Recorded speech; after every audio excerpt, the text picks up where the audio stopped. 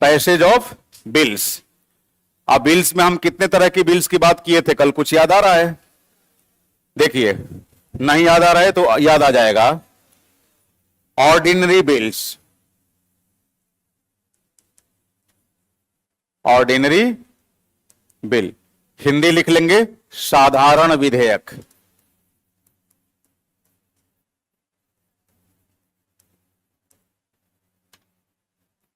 साधारण विधेयक, साधारण विधेयक।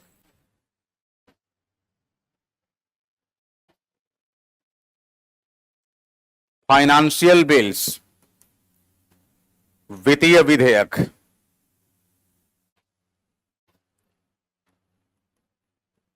वित्तीय विधेयक। अच्छा, ये जो भी आप पढ़ रहे हैं यहां से प्रीलिम्स के ही क्वेश्चन बनेंगे, मुख्य परीक्षा के क्वेश्चन नहीं बनेंगे। मुख्य परीक्षा में यार बनना ही 20 क्वेश्चन है आपके पास कुल 20 यूनिट है ना। तो आपको नहीं लगता कि खूब से खूब सवाल बने तो एक यूनिट के हिस्से एक क्वेश्चन जा रहा है, वो भी किसी के हिस्से 10 नंबर का, किसी के हिस्से 15 नंबर का। तो हमें ये स्ट्रेटजी भी अपने जहन में रखना चाहिए। तो 5वीं और 6ठी यूनिट के हिस्से मूल रूप से देखा जाए तो कितने क्वेश्चन जाएंगे? 2 क्वेश्चन, यही ना, 2 क्वेश्चन, जिसमें विधायिका, कार्यपालिका, न्यायपालिका, ये तीनों हैं। तो पूरा पढ़ते के समय ही आपको लग जाएगा कि इस यूनिट से मुख्य परीक्षा में अगर सवाल कहीं से बनने की संभावना है तो कहां से है, ये आपको पता चल जाता है। तो साधारण विधेयक, वित्तीय विधेयक, फाइनेंशियल बिल्स, और फिर वही बात,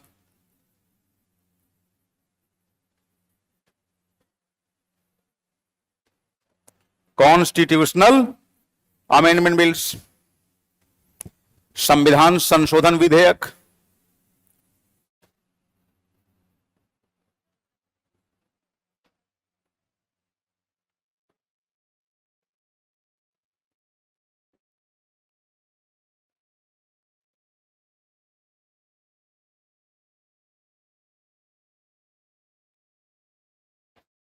संविधान संशोधन विधेयक। अब बताइए, विधेयकों को कौन एंटरटेन करता है? सरकार का कौन सा अंग? विधायिका। केंद्र की विधायिका का क्या नाम है? संसद। राज्य की विधायिका को क्या बोलते हैं? राज्य विधानमंडल। बहुत बढ़िया। तो ध्यान रखिएगा, ये जो ऊपर के ये विधेयक हैं, ये सेंट्रल लेजिस्लेचर और स्टेट लेजिस्लेचर्स दोनों एंटरटेन करते हैं। लेकिन ये जो नीचे वाला है, सेंट्रल लेजिस्लेचर ओनली, केवल केंद्रीय विधायिका में इसे पेश किया जा सकता है, राज्य विधायिका में नहीं।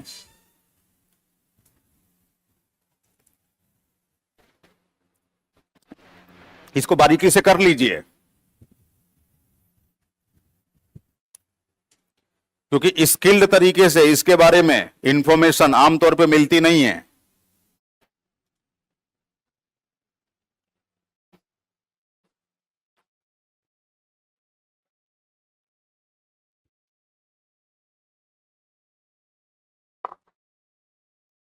अब देखिए,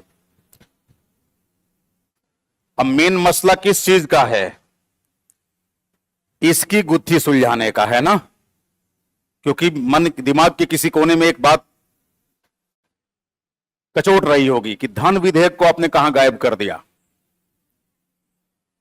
तो देखिए, धन जो है वो वित्त का ही एक हिस्सा है। तो फाइनेंशियल बिल्स की 3 कैटेगरीज होती हैं।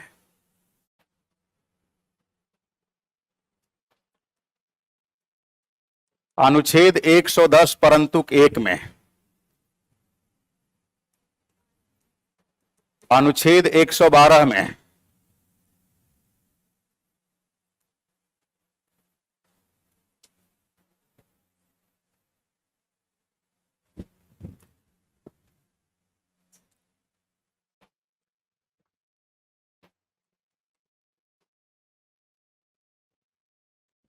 अनुच्छेद 117 में, 117 में भी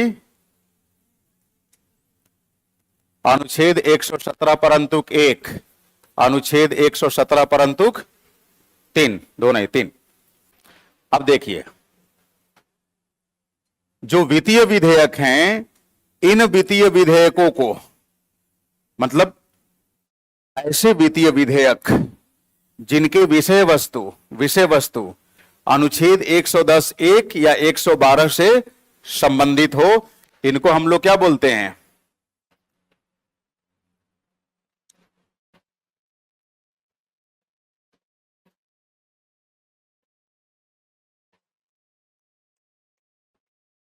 मनी बिल्स। मनी बिल्स, इनको क्या बोलते हैं हम? Money bills. मनी किसका हिस्सा है? फाइनेंस का, है ना।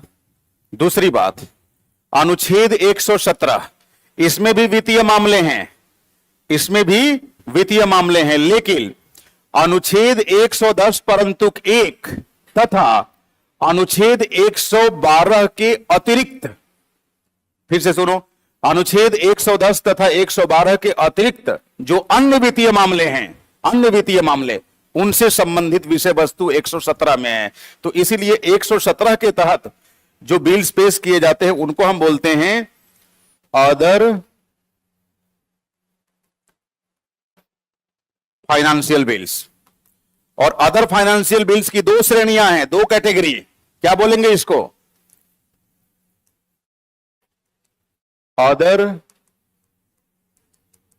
Financial bill category 1। बात समझ में आ रही है?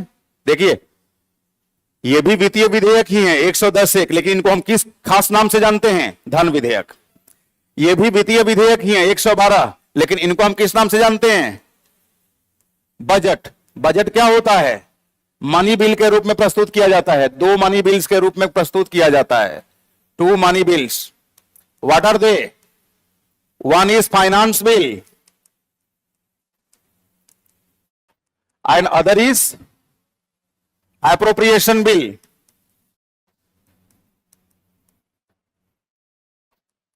फाइनेंस बिल को क्या बोलते हैं? वित्त विधेयक। क्या बोलेंगे? वित्त विधेयक। एप्रोप्रिएशन बिल को क्या बोलते हैं? विनियोग विधेयक। बजट के प्रारंभिक चरण में ही वित्त विधेयक पारित हो जाता है। विनियोग विधेयक कब पारित होता है? बजट के आखिरी चरण में, मई के दूसरे तीसरे हफ्ते में, मई महीने के। ठीक है, आप बताओ, ये जितने विधेयकों की बात की जा रही है, सबका संबंध किससे है? वित्तीय मामलों से। अब अनुच्छेद 110 परंतु 1 के अंदर जो वित्तीय मामले संविधान में दिए गए हैं, उन मामलों के सापेक्ष अगर कोई कानून बनाना हो, तो कानून बनाने के लिए जो मसौदा तैयार किया जाएगा, जो विधेयक तैयार किया जाएगा, उसे किस नाम से पुकारेंगे? धन विधेयक। मेरी बात समझ रहे हैं? धन विधेयक। ठीक है। और पूरे देश की एक वर्ष के आय व व्यय का ब्यौरा प्रस्तुत करने के लिए जो बजट प्रस्तुत किया जाएगा, बजट, वो भी किस रूप में प्रस्तुत किया जाता है? धन विधेयक। लेकिन इसका संबंध अनुच्छेद 110 परंतु 1 से नहीं है। इसका संबंध किससे है? 112 से है वित्तीय मामला ही, लेकिन कैसा मामला? धन से संबंधित मामला। तीसरा देखो, 117, इसमें भी वित्तीय मामला है, लेकिन 110 और 112 में जो धन का मामला है उससे हटके, इसलिए इसको क्या बोला गया? अन्य वित्तीय विधेयक। ईमानदारी से बताइए, यहां तक की बात समझ में आई? हाँ, क्योंकि मैं चाहता हूं कि इसकी पूरी गुत्थी सुलझा दूं आपके बीच। नहीं, आमतौर पे मुझे इसकी दूसरी स्ट्रेटजी भी मालूम होती है। फिर मैं क्या लिखता? साधारण विधेयक, धन विधेयक, वित्त विधेयक, संविधान संशोधन विधेयक। लेकिन बाद में जब सिलेबस में थोड़ा आप मैच्योर होते तो कहते ना कि सर तो एकदम छिछले स्तर पे पढ़ा के चले गए। छिछला समझ रहे हो? सैलो। इस नदी में आप गए स्नान करने और पता लगा घुटने पर पानी में डुबकी लगा रहे हैं, तो उस स्नान करने का कोई मजा है क्या?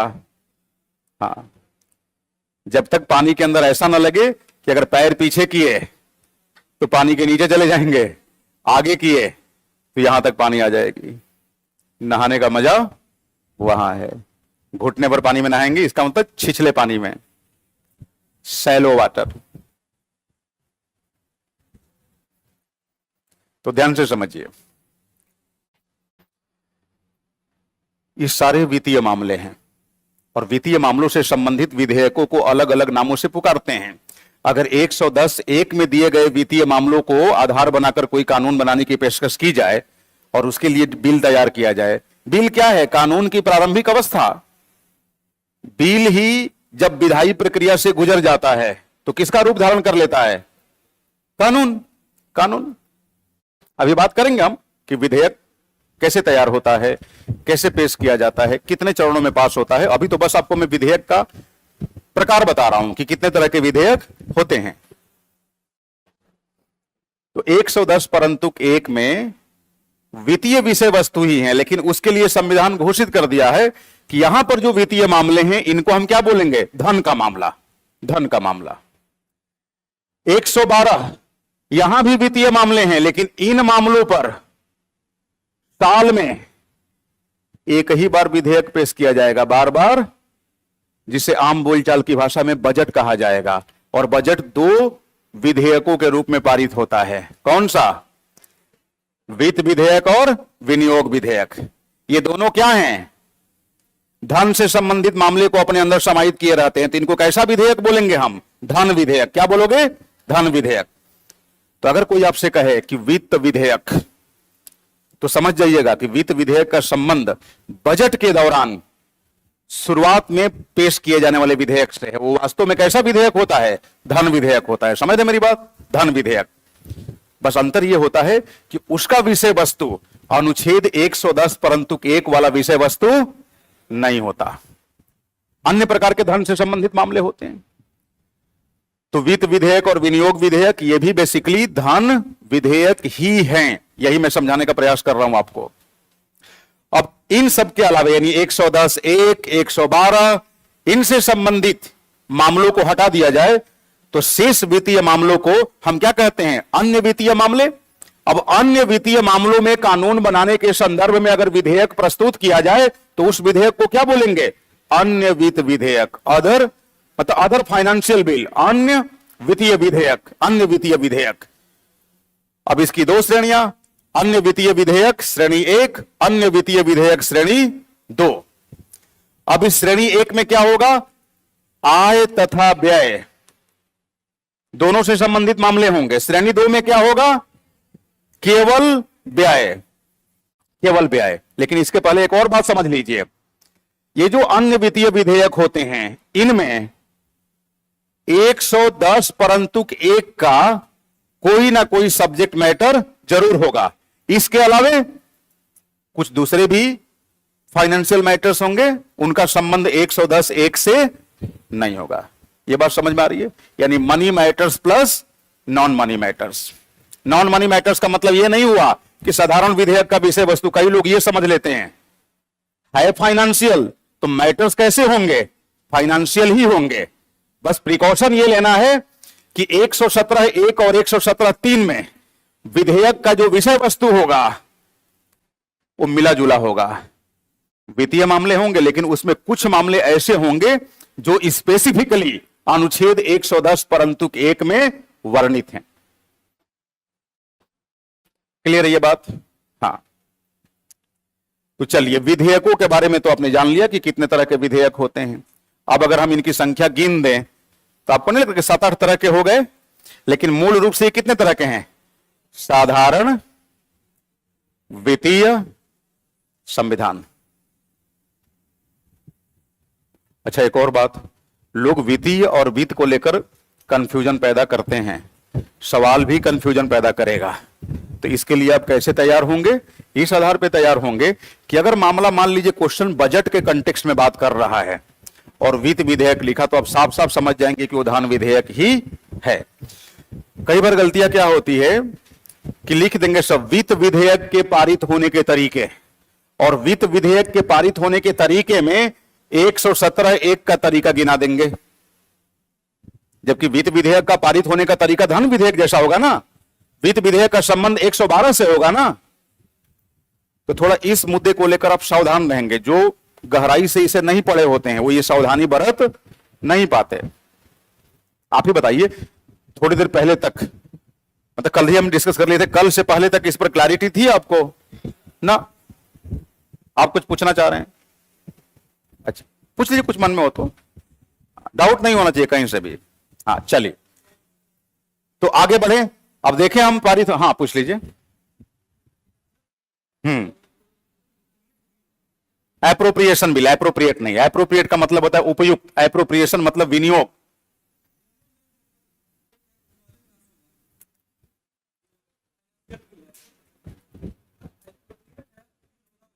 एप्रोप्रिएशन बिल, हाँ विनियोग विधेयक या विनियोजन विधेयक, हाँ वो पढ़ाऊंगा आपको जब बजट पढ़ाऊंगा तो। उसमें क्या होता है एप्रोप्रिएशन में, वो बेसिकली फंड के आवंटन से संबंधित होता है ना, किसको कितना फंड दिया जाएगा, राज्यों को कितना ग्रांट दिया जाएगा, तो उस पर बताइए, विचार विमर्श करने में समय लगेगा कि नहीं। और जो पहला है फाइनेंस बिल, वो बेसिकली सरकार के खर्चे के लिए, कि भाई रोजमर्रा के खर्चे का तो व्यवस्था करना पड़ेगा ना, तो उसमें होता है। बात करेंगे उसको, गहराई से बात करेंगे, क्योंकि उसमें हम आपको बेसिकली पूरा बजट पढ़ाएंगे। अभी हम बजट पारित होने की प्रक्रिया आपको नहीं बता रहे हैं, अभी हम आपको क्या पढ़ा रहे हैं, हाँ विधेयकों का प्रकार, विधेयक कैसे पारित होते हैं। अब यहां पर हम लोग, चूंकि जाहिर सी बात है हमें कई तरह के कट मोशंस आपको पढ़ाने होंगे, तो कट मोशंस पढ़ाते समय बजटरी सेशन का सहारा लेना पड़ेगा, है ना। हाँ जहां तक विषय वस्तु की बात है, तो जो बड़े खर्चों का एप्रोप्रिएशन है, किस मंत्रालय को कितना आवंटित किया जाएगा वगैरह वगैरह, है ना, गिलोटिन क्या होता है, बोर्ड ऑफ अकाउंट क्या होता है, ये सब आपको बताऊंगा मैं। अभी बस ये समझ लीजिए कि विनियोजन विधेयक या विनियोग विधेयक के माध्यम से, एप्रोप्रिएशन बिल के माध्यम से सरकार जो बड़े खर्चे होते हैं उन पे निर्णय लेती है। तो वहां पर संसद के अंदर व्यापक मशवरा होता है, डिस्कशन होता है। फाइनेंस बिल को पारित करने को लेकर कोई बहुत समस्या आती ही नहीं है। सारे कटौती प्रस्ताव वगैरह कब पेश किए जाते हैं, एप्रोप्रिएशन बिल के दौरान, ठीक है। चलिए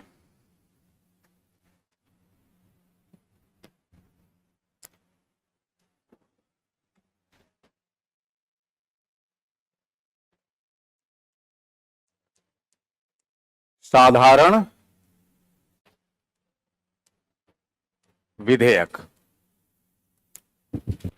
देखिए विधेयक क्या होता है, विधेयक कागज का एक टुकड़ा होता है। आप कह लीजिए विधेयक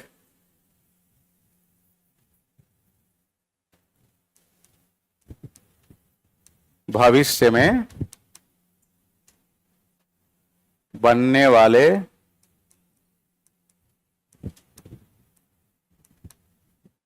कानून का एक मसौदा होता है। अब जैसे देखिए वक्फ संशोधन कानून, वक्फ संशोधन कानून बना 2025 में, लेकिन इसका विधेयक कब पेश कर दिया गया था, 2024 में ही, जून में संभवतः जून 2024 में। जो 2024 में पेश किया गया कानून कब बना, भविष्य में, मतलब 2025। तो आप कह सकते हैं कि 2025 में जो ये वक्फ कानून आया है, इसकी रूपरेखा, इसका मसौदा क्या कहलाएगा, 2024 का विधेयक, वक्फ संशोधन विधेयक 2024। तो विधेयक जो होता है भविष्य में बनने वाले कानून का एक मसौदा होता है, उसकी रूपरेखा होती है, उसका ढांचा होता है। अब जरूरी नहीं कि ढांचा हूबहू उसी रूप में फॉलो कर लिया जाएगा, उसमें बदलाव भी होते हैं। जैसे वक्फ संशोधन विधेयक जब 2024 में पेश किया गया था, तो उसके माध्यम से कुल 44 बदलाव करने को चिन्हित किया गया था कि 44 क्षेत्रों में बदलाव होगा वक्फ से रिलेटेड, और अंततोगत्वा स्वीकार कितना किया गया, 14-15 जब कानून बना। तो इसका मतलब कि विधेयक से लेकर कानून बनने तक की प्रक्रिया के बीच कई सारी परिघटनाएं घटित होती है, विधेयक को कई सारी स्क्रूटिनी के दौर से गुजरना पड़ता है। हाँ, तो इसलिए हम कहते हैं कि विधेयक कानून का एक मसौदा है, एक प्रारूप है। आप मान लीजिए कोई प्रारूप तैयार करते हैं और कोई कह दिया कि नहीं, इसमें जो आपने प्रारूप बनाया है ना, यहां थोड़ी कमी है, सुधार लीजिए। तो आप क्या करते हैं, सुधार लेते हैं ताकि ढांचा और बेहतर बने, प्रारूप और बेहतर निर्मित हो। तो आप सामान्य भाषा में कह सकते हैं विधेयक भविष्य में बनने वाले कानून का एक मसौदा होता है। यानी दूसरे अर्थों में आप यह भी कह सकते हैं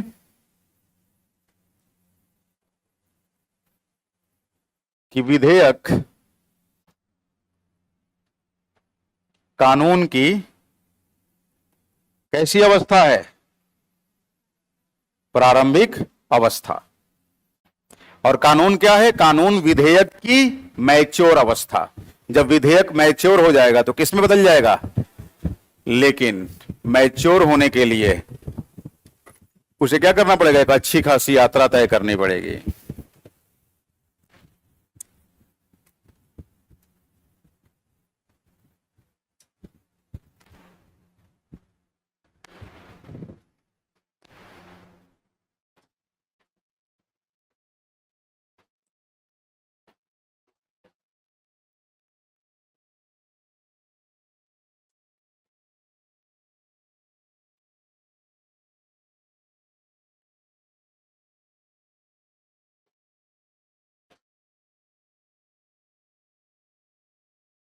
ये कैसे टाइटल डालते? लेक्चर 44 न्यायपालिका की संरचना। ये कौन लिखता है टाइटल वगैरह? यहां से कि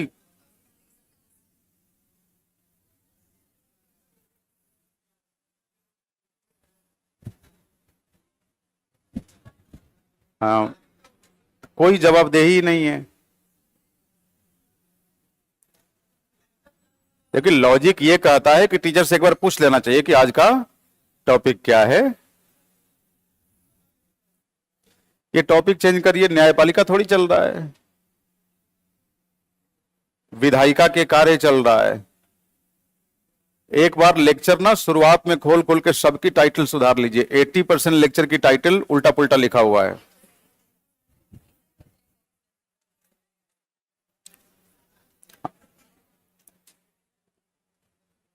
प्रेसिडेंट पढ़ाऊंगा ना जब एग्जीक्यूटिव के कार्य, राष्ट्रपति व राज्यपाल के कार्य, तब 123 और 213 पढ़ाऊंगा, अध्यादेश, है ना। अभी तो इसी को समझ लीजिए। ये टॉपिक ऐसे थोड़ी कि 2 मिनट कुछ बोल दिए हो गया, लंबी चर्चा चलती है। बस ये समझ लीजिए कि अध्यादेश जारी करना संसद का काम नहीं होता। ये किसका कार्य है? कार्यपालिका का। वो भी कहीं ना कहीं प्रत्यायोजित विधायन की टेंडेंसी को बढ़ावा देता है ना। एक अध्यादेश की जो अवधि होती है, मैक्सिमम अवधि, वो कितनी होती है?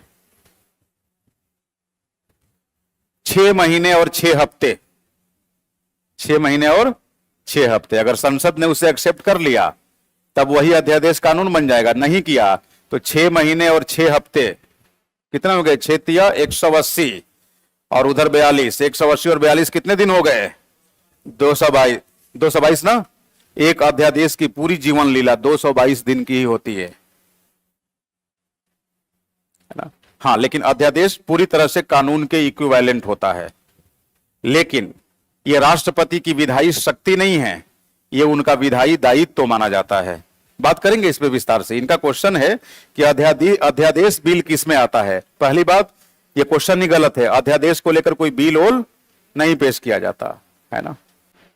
हाँ, अध्यादेश को अगर कानून के रूप में स्वीकार करना है तो इस हेतु प्रस्ताव पेश किया जाता है, जिसको हम बोलते हैं मोशन।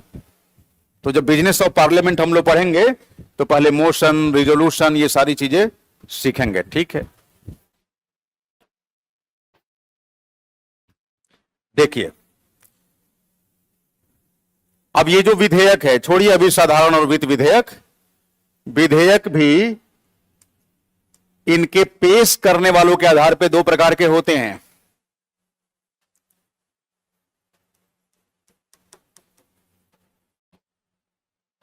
गवर्नमेंट मेंबर बिल और प्राइवेट मेंबर बिल। इसी को हम बोलते हैं सरकारी विधेयक और गैर सरकारी विधेयक, निजी विधेयक मत बोलिएगा, गैर सरकारी विधेयक। सरकारी विधेयक तथा गैर सरकारी विधेयक।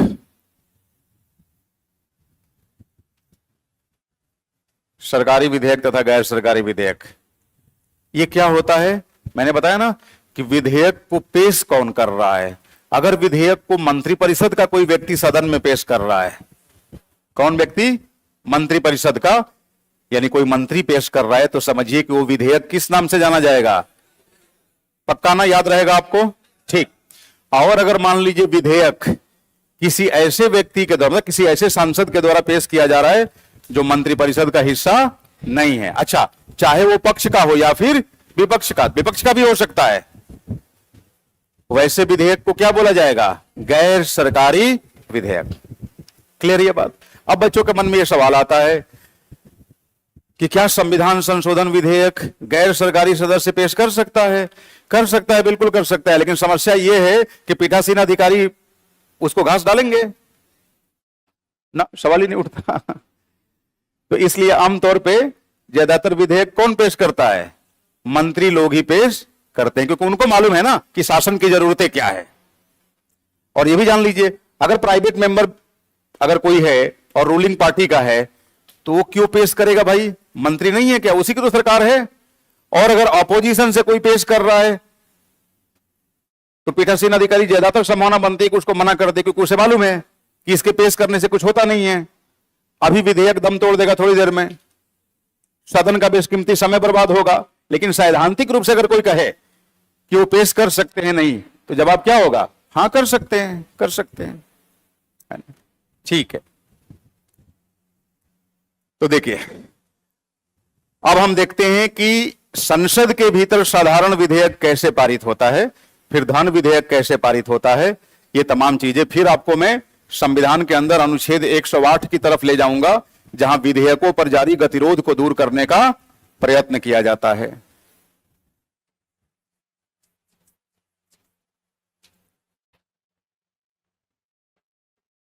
संसद, Lok Sabha, Rajya Sabha, office of president. यहां आ जाइए, स्टेट लेजिस्लेचर यानी राज्य विधानमंडल, राज्य विधानमंडल, लोकसभा, राज्यसभा, ओ सॉरी, स्टेट लेजिस्लेटिव असेंबली यानी विधानसभा, state legislative council Vidhan Parishad, और ऑफिस ऑफ, हमने बाइकैमरल को कंसीडर किया ताकि ठीक ढंग से समझें। अगर स्टेट लेजिस्लेटिव काउंसिल ना हो तो राज्य स्तर पर विधेयकों के पारित होने को लेकर कुछ सीखने की जरूरत ही नहीं है। विधानसभा में पेश किया गया, पारित किया गया, गवर्नरियल ऑफिस भेजा गया, गवर्नर साहब क्या करेंगे? या तो हस्ताक्षर कर देंगे या फिर अनुच्छेद 200 के अंतर्गत राष्ट्रपति के लिए आरक्षित कर देंगे। अभी न्यायपालिका के हालिया निर्णय के उपरांत अब यह सुनिश्चित हो गया कि राष्ट्रपति भी अपने पास अधिकतम 3 महीने के लिए ही रख सकते हैं, इससे ज्यादा नहीं। तो उनकी वीटो शक्ति को कहीं ना कहीं कर्टेल कर दिया गया, जो बहुत जरूरी था। आमतौर पे केंद्र सरकार द्वारा राज्यपाल के माध्यम से राज्य सरकारों को परेशान करने की कोशिशें की जाती थी।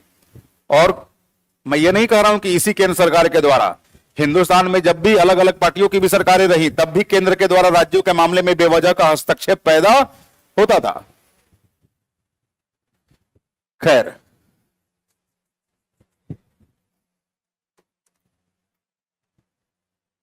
साधारण विधेयक, ऑर्डिनरी बिल,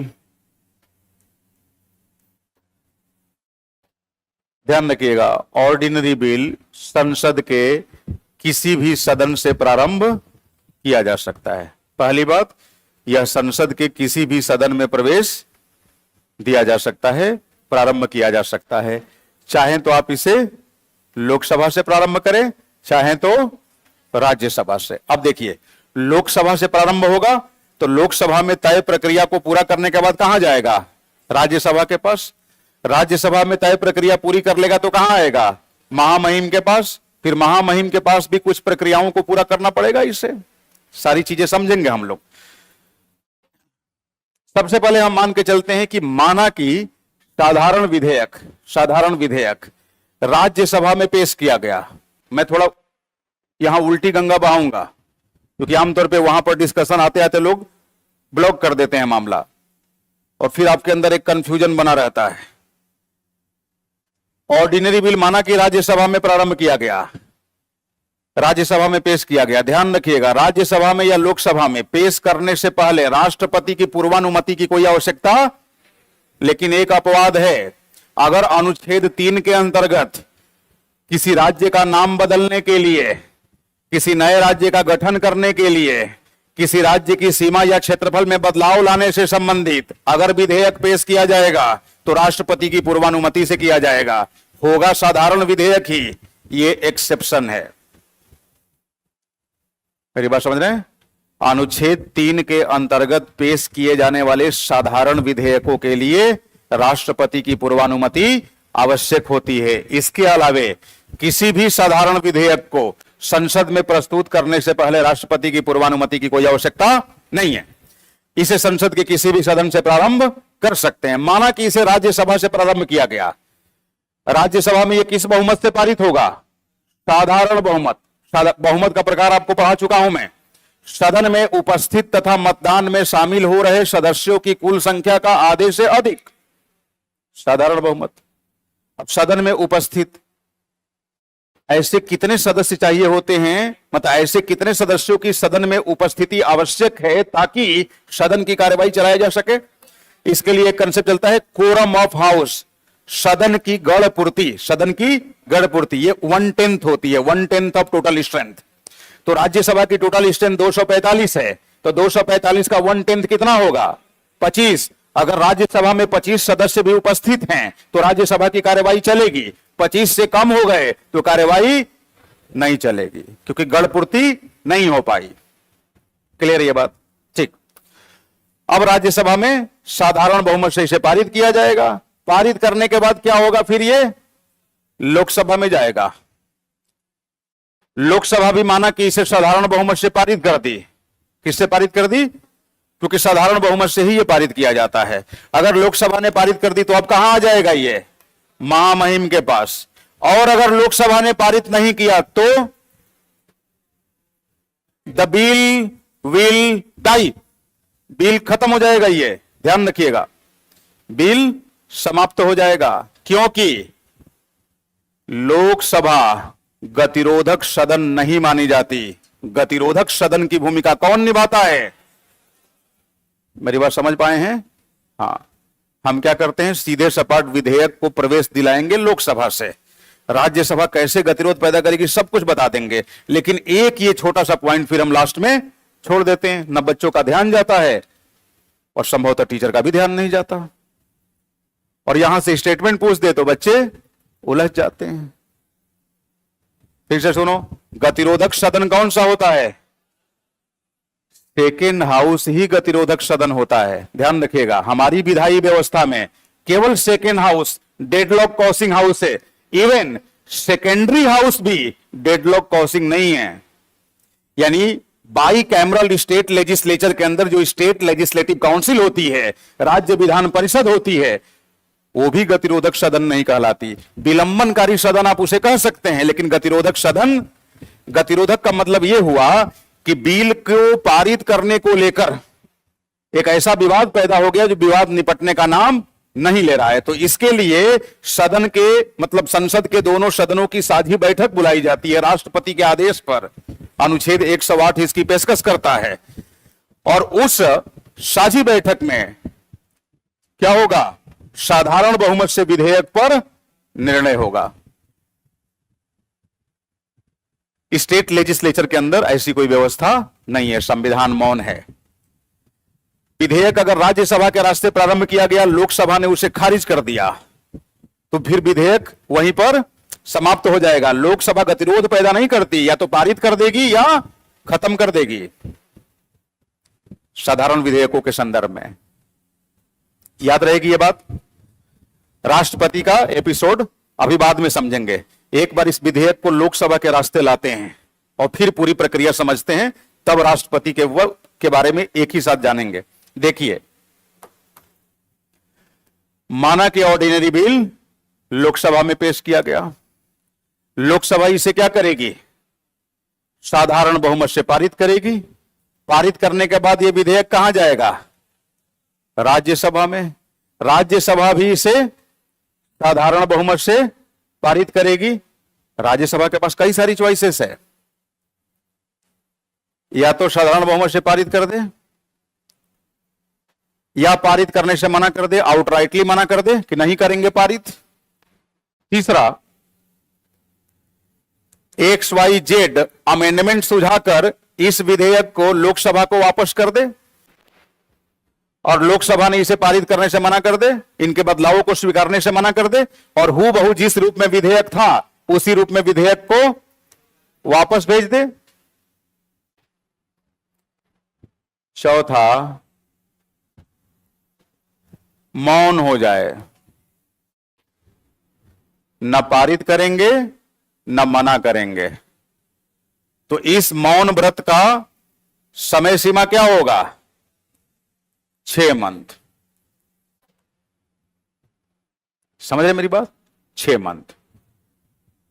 अब बताइए, किन किन परिस्थितियों में विधेयक के पारित होने को लेकर गतिरोध पैदा हो गया? कौन कौन सी यहां परिस्थितियां दिख रही है जहां विधेयक के पारित होने को लेकर अंतिम गतिरोध पैदा हो गया? अरे भाई, हमने मना कर दिया कि हम नहीं पारित करेंगे, यह गतिरोध है कि नहीं है? गतिरोध है, डेडलॉक है। हमने कहा कि देखो साहब, हम इस विधेयक को तभी पारित करेंगे जब हमारी कुछ मांगे मानी जाएगी। हम चाहते हैं कि इस विधेयक में XYZ संशोधन को स्वीकार किया जाए, और कहा कि हमने क्या कर दिया, इसे वापस लौटा दिया। लेकिन लोकसभा हमारी बातों को मानने को तैयार नहीं। लोकसभा ने क्या किया? इस विधेयक को पुराने ही स्वरूप में पारित कर दिया, यानी राज्यसभा द्वारा सुझाए गए सुझावों को कंसीडर नहीं किया। तो फिर यह विधेयक कहां आ जाएगा घूम के? और अगर इनकी मांगों को स्वीकार लिया और स्वीकार के पास कर दिया, तो अब पास करने के बाद इनके पास नहीं जाएगा, कहां आ जाएगा? राष्ट्रपति के पास। समझ पा रहे हैं मेरी बात? दूसरी चीज, इन्होंने साफ साफ मना किया है, तो अब तो कोई बात ही नहीं बनती। तीसरा, ये विधेयक पर कोई निर्णय ही नहीं ले रहे हैं, लोकसभा बैठकर इंतजार कर रही है कि चल क्या रहा है। तो कोई बात नहीं, अब तो मजबूरी हो गई कि जब ये कोई डिसीजन ही नहीं ले रहे हैं तो 6 महीना इंतजार कर लेते हैं।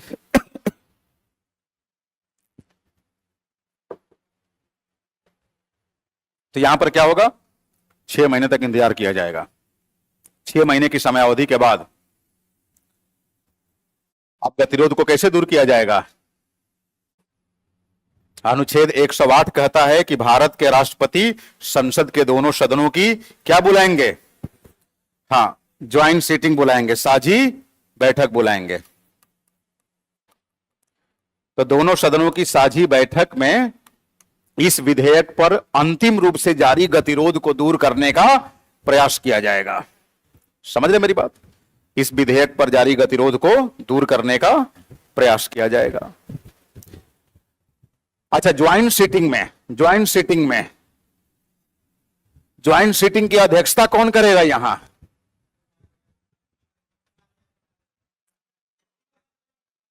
स्पीकर लोकसभा की गैर मौजूदगी में कौन करेगा? डिप्टी स्पीकर लोकसभा की गैर मौजूदगी में कौन करेगा? Deputy chairperson Rajya Sabha. ध्यान रखिएगा, चेयरपर्सन नहीं, उपराष्ट्रपति संवैधानिक रूप से बड़ा ओहदा है ना, डिप्टी चेयरपर्सन। समझ रहे मेरी बात? उपराष्ट्रपति तो सभापति होता है, उसका टेबल ऑफ प्रेसिडेंस स्पीकर से भी ऊपर होता है। तो आपको लगता है कि वो डिप्टी स्पीकर के बाद आएगा? नहीं, तो डिप्टी चेयरपर्सन राज्यसभा। समझ रहे मेरी बात? ठीक है। साझी बैठक में विधेयक पर जारी गतिरोध के ऊपर फैसला कैसे होगा? साधारण बहुमत से। अब बताइए, यह प्रक्रिया किसके फेवर में जाएगी, लोकसभा या राज्यसभा? लोकसभा, क्योंकि लोकसभा की स्ट्रेंथ राज्यसभा से, क्लियर है ये बात भाई? लोकसभा के सदस्यों की संख्या अधिक है ना, और साधारण बहुमत से निर्णय होना है, तो लोकसभा की बातें यहां पर हाँ ज्यादा संभावना है कि उसी की इच्छा पूरी होगी। पर ठीक है, राज्यसभा ने गतिरोध तो पैदा कर ही दिया। अच्छा, एक और बात, लोगों को यह भी भ्रम होता है सॉरी, कि जब भी डेडलॉक होगा तो 6 महीने बाद ही साझी बैठक बुलाई जाएगी। अरे नहीं, अगर इन्होंने 6 महीने तक विधेयक को रोके रखा, तब इसके बाद गतिरोध को दूर करने के लिए साझी बैठक बुलाई जाएगी। अगर इन्होंने शुरू में ही आउटराइटली मना कर दिया कि नहीं करेंगे पारित, तो कोई बात नहीं, जल्दी ही साझी बैठक बुला ली जाएगी। मेरी बात समझ रहे हो? कई बार लोग क्या कहते हैं, पहली कंडीशन, दूसरी कंडीशन, तीसरी कंडीशन, इन तीनों ही स्थितियों में क्या की जाएगी? साझी बैठक बुलाई जाएगी। अब बीच का पॉइंट ही खा गए, बच्चे सवाल करते नहीं। सवाल बनता है ना कि क्या सर, जारी गतिरोध को दूर करने के लिए जो संयुक्त बैठक बुलाई जाएगी, उसके लिए 6 महीना इंतजार करना पड़ेगा? केवल इस केस में 6 महीना कोई नहीं, केवल इस केस में लोकसभा को 6 महीना इंतजार करना पड़ रहा है। इन केसेस में तो 6 महीना इंतजार ही नहीं करना है। राष्ट्रपति से बोलेंगे, मंत्रिपरिषद बोलेगी, संयुक्त बैठक बुलाइए, बुला देंगे। कंफ्यूजन नहीं है ना कोई? हाँ, देखो जी, मेरा सीधा मानना है, कॉन्सेप्ट पे आपकी पकड़ कैसी होनी चाहिए? एकदम ट्रांसपेरेंट, माने कॉन्सेप्ट एकदम साफ हो। कैसा साफ? जैसे घर में आप अपने शीशे को साफ रखते हैं, कोई धूल कण नहीं, ताकि चेहरा साफ साफ दिखे। ऐसे ही कॉन्सेप्ट पे आपकी क्लैरिटी होनी चाहिए। ठीक है जी, गतिरोध को कैसे दूर किया जाएगा आपने देख लिया। आप बताइए, क्या ऐसा गतिरोध लोकसभा पैदा कर पाई थी? नहीं। तो अगर मैं आपसे कहूं कि which house of Indian parliament is termed as the deadlock causing house of the parliament, संसद का कौन सा सत्र गतिरोध मूलक, संसद का कौन सा सदन गतिरोध मूलक सदन के नाम से जाना जाता है? क्या जवाब देंगे? राज्यसभा, लोकसभा नहीं। गुड। अब मान लीजिए हम पहली कंडीशन एज्यूम कर लेते हैं कि राज्यसभा ने भी साधारण बहुमत से इसे पारित कर दिया, तो अब यह विधेयक कहां आ जाएगा? महामहिम के पास। इधर से भी आया है, इधर से भी। अब महामहिम के पास क्या विकल्प है? साधारण विधेयकों को लेकर या तो हस्ताक्षर कर दें, कानून बन जाएगा, या फिर विलंबन पैदा करें। संवैधानिक प्रमुख की वह शक्ति है जिसके माध्यम से विधि निर्माण में वह विलंबन पैदा कर सके, इसी को हम क्या बोलते हैं? वीटो शक्ति। वीटो शक्ति, वीटो शक्ति का संबंध किससे है? विधि निर्माण से है। तो देखिए, विधि निर्माण की इस प्रक्रिया में अब राष्ट्रपति के सामने क्या विकल्प है? पहला विकल्प, माना कि क्या कर दें, विधेयक पर हस्ताक्षर कर दे, तो कानून बन जाएगा। कब लागू किया जाएगा? मंत्रिपरिषद डिसाइड करेगी, और फिर मंत्रिपरिषद की सलाह पर राष्ट्रपति अधिसूचना जारी करेंगे कि from this date onwards the said law is going to be operational. खैर, दूसरा विकल्प क्या है? वीटो। वीटो कर दें। अब देखिए, संसदीय लोकतंत्र में, मैं अध्यक्षीय लोकतंत्र की बात नहीं कर रहा हूं, अमेरिका वाला पैटर्न नहीं, इंग्लैंड और भारत वाला पैटर्न।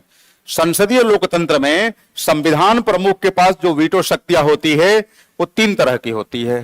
3 तरह की। आत्यंतिक वीटो, आत्यंतिक वीटो यानी विलंबन पैदा करने की, गतिरोध पैदा करने की असीमित शक्ति, यानी किसी भी सीमा तक गतिरोध पैदा कर सकते हैं। हो सकता है बिल पर अपना हस्ताक्षर देने से साफ मना कर दे कि नहीं करूंगा इस पर हस्ताक्षर, एब्सोल्यूट वीटो। दूसरी बात, निलंबनकारी वीटो। निलंबनकारी वीटो अंग्रेजी में सस्पेंसिव वीटो कहते हैं, यानी विधेयक को सस्पेंड कर देना। सस्पेंशन का मतलब टर्मिनेशन नहीं होता है, बर्खास्तगी नहीं। आत्यंतिक वीटो में क्या होता है? बर्खास्त, टर्मिनेशन। निलंबनकारी वीटो में suspension for the time being, हां, उस पर रोक लगा देना। और तीसरा है जेबी वीटो। जेबी वीटो समझ रहे हैं? Pocket veto. Pocket veto, pocket veto का मतलब है कि the president of India if allows the bill to lie on his table for an indefinite period of time, means nobody knows when the president of India is going to provide her a sanction upon the bill. किसी को नहीं मालूम है, मौन धारण कर लेना। अब देखिए संसदीय परंपरा क्या कहती है। ये तो संवैधानिक व्यवस्था है। भारतीय संविधान के तहत राष्ट्रपति को ये तीनों तरह की वीटो शक्तियां प्राप्त है, यानी चाहे तो किसी विधेयक का जीवन लीला समाप्त कर सकते हैं। आप बताइए, राष्ट्रपति अगर ऐसा करें तो आपको नहीं लगता कि यह लोकतंत्रीय परंपरा का अतिक्रमण माना जाएगा? संसद जनप्रतिनिधित्व को शो करने वाले लेजिस्लेटिव हाउसेस हैं। राष्ट्रपति कौन से जनप्रतिनिधि हैं? तो जनता के नुमाइंदों द्वारा लिया गया निर्णय, यानी आम जनता द्वारा लिया गया निर्णय, यूं ही कैसे खारिज कर दिया जाएगा? तो संविधान कहता है कि राष्ट्रपति किसी विधेयक पर एब्सोल्यूट वीटो लगाकर उस विधेयक को खत्म कर सकते हैं, लेकिन संसदीय परंपरा कहती है कि अगर राष्ट्रपति ऐसा करते हैं तो यह संसदीय कुप्रथा मानी जाएगी। यह संसदीय कुप्रथा, ill practices in parliamentary democracy. So parliamentary conventions restrict the president of India to do so. संविधान कहता है कि आपके पास आत्यंतिक वीटो है, विधेयक को समाप्त कर सकते हैं, लेकिन संसदीय परंपरा क्या कहती है? नहीं, आप ऐसा, और बार बार अगर परंपरा का उल्लंघन किए तो संविधान संशोधन करना कोई मुश्किल नहीं है। संविधान में बदलाव करके क्या कर दिया जाएगा? ये ऐसा है, आप केवल निलंबनकारी वीटो का इस्तेमाल कर सकते हैं, आगे से और कोई वीटो आपको वीटो शक्ति नहीं दी जाती। अब आप कहेंगे लेकिन कोई भी कानून तभी अस्तित्व में आएगा जब राष्ट्रपति हस्ताक्षर करेंगे। तो ठीक है, अब तक जो नहीं हुआ है वो हो जाएगा। इंपीचमेंट, इसमें इनकी जरूरत नहीं है, तब क्या होगा? तो इसीलिए राष्ट्रपति कभी तानाशाह नहीं हो सकता भारतीय लोकतंत्र के अंदर। जो संवैधानिक व्यवस्था है कि राष्ट्रपति को मंत्रिपरिषद की अनुशंसा पे काम करना है तो करना है। हमने आपको बताया है सुप्रीम कोर्ट का स्टैंड इस संदर्भ में। कितनी शांति है, लेकिन थोड़ी देर में गर्मी होने लगेगी। मेरी बातें साफ साफ सुनाई देती है, लेकिन मुझे कई बार लगता है कि मेरी बातें गूंज रही है, ये सब आवाज की वजह से, पंखे होंगे की। तो देखिए आत्यंतिक वीटो। अच्छा, निलंबनकारी वीटो क्या है? ध्यान दीजिएगा, निलंबनकारी वीटो का मतलब यह होता है कि विधेयक संसद के दोनों सदनों से सफलतापूर्वक पारित होने के बाद जब राष्ट्रपति के पास आएगा तो राष्ट्रपति उसमें XYZ रिकमेंडेशन या अमेंडमेंट सजेस्ट करते हुए क्या करेंगे? वापस कर देंगे, संसद को वापस कर देंगे।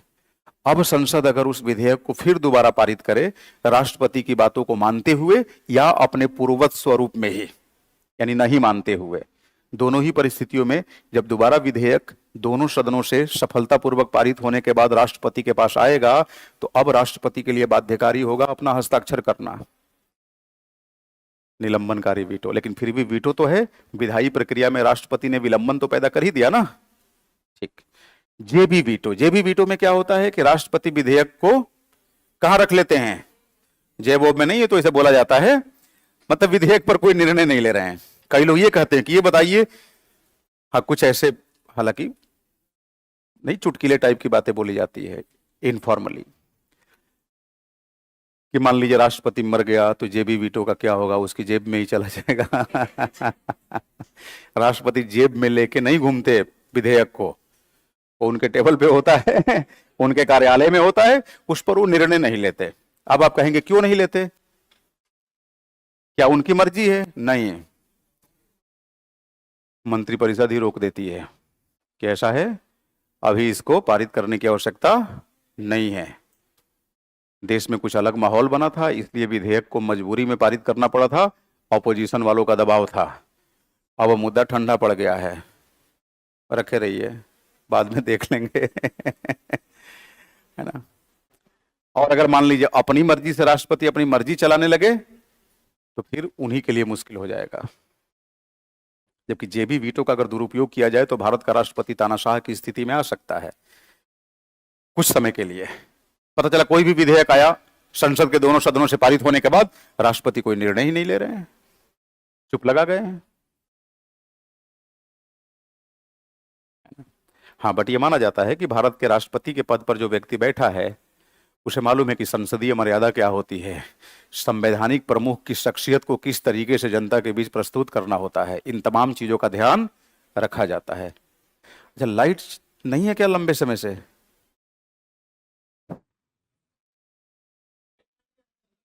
नहीं कटा है तो ये पंखे होंगे सब क्यों कट गए? इन्वर्टर बंद हो गया है या ऑन ही नहीं है? तो इन्वर्टर में भी पंखा तो चलता था ना।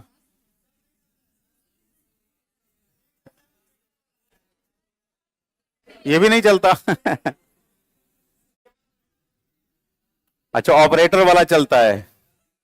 अच्छा कोई नहीं, आप बताइए साधारण विधेयक के पारित होने की प्रक्रिया समझ गए? इससे संबंधित कोई डाउट वगैरह कुछ? आपका डाउट है, लाइए। अरे कोई नहीं, एक व्यक्ति का डाउट पूरे क्लास का डाउट होता है।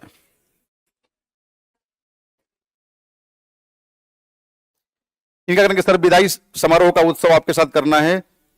अरे क्यों विदाई समारोह भाई, हम फिर लौट के आने वाले हैं।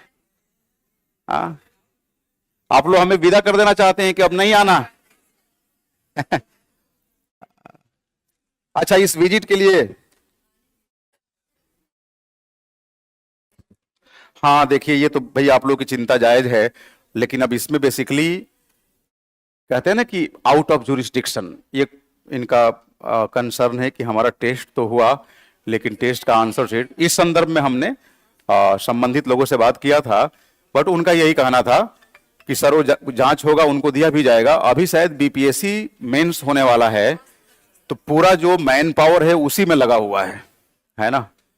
तो जैसे ही उनका हो जाएगा तो फिर वो लोग समय आप पे देने लगेंगे।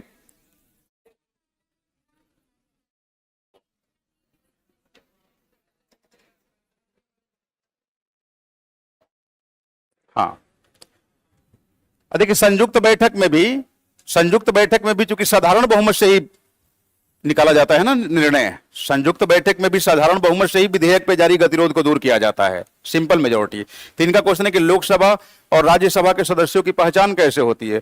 पहचान नहीं होगी, राज्यसभा के सांसद कौन है, लोकसभा के कौन है, हाँ उनकी पहचान होती है भाई। जो आप वोट डालेंगे तो उस पर मेंशन होगा सांसद, राज्यसभा, स्टेट, पार्टी, सब मेंशन होता है ना, सब मेंशन होता है। अच्छा, एक और इसमें इनका क्वेश्चन था कि विधेयक के पारित होने से पहले की क्या प्रक्रिया? तो पहले की तो बहुत सारी प्रक्रिया आपको बता ही दिया, एक दो बातें आपको और जानना है।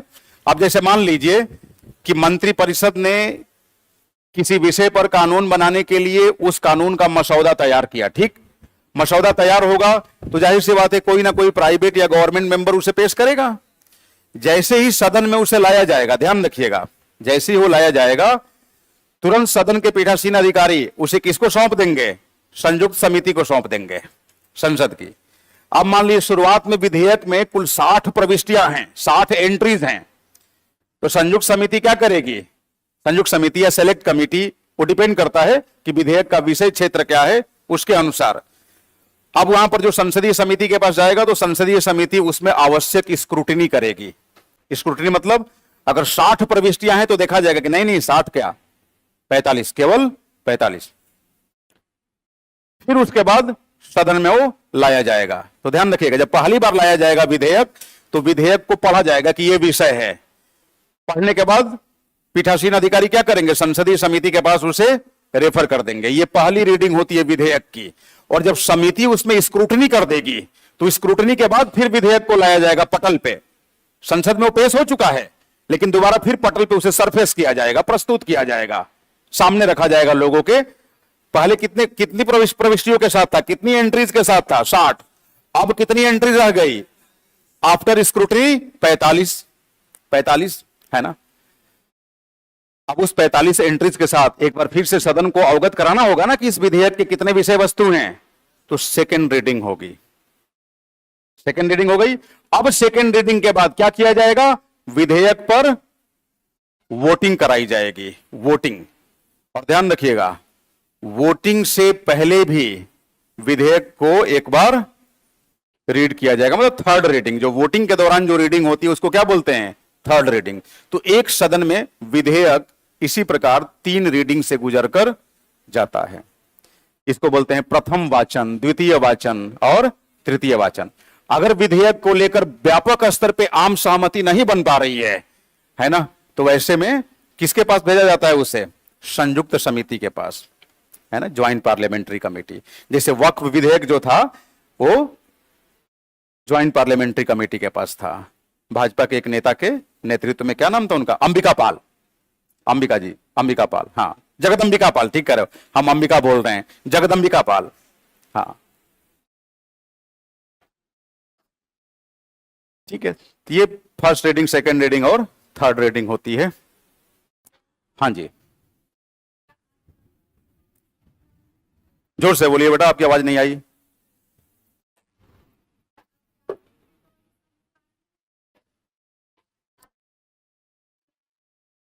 क्या?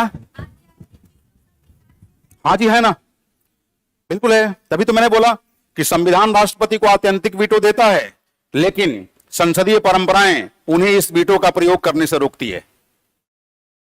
अरे राजेंद्र प्रसाद ने पेप्सू बिल पे आत्यंतिक वीटो लगाया है भाई। हाँ,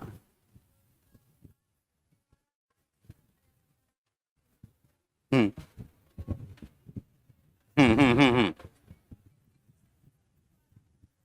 अब हुआ ना, बिल्कुल हुआ, हुआ। यह वीटो शक्ति का सीमित होना ही हुआ कि भाई अगर अनुच्छेद 200 के तहत, आर्टिकल 200 के तहत राज्यपाल मान लीजिए कि क्या नाम है,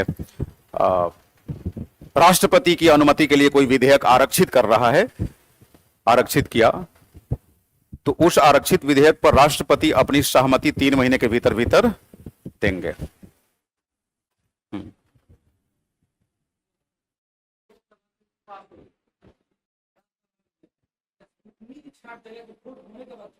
हाँ